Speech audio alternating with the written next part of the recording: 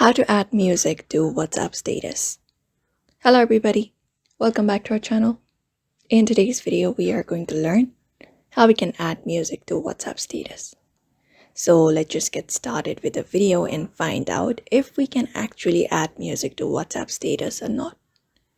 So for that, you need to open up your WhatsApp first and go to the Updates tab in the button from the navigation bar and go ahead and tap on Add Status.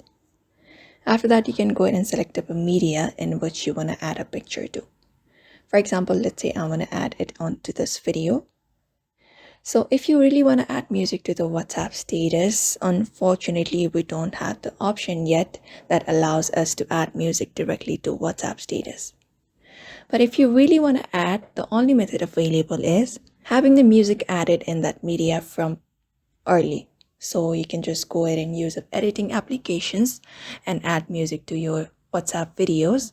And after that is done, go on with the normal process of how you normally post a video or a picture. After that, go ahead and add status, and that is it. So for now, that is only the method available if you want to add music to WhatsApp status. So I hope this video was helpful, and thank you for watching this video.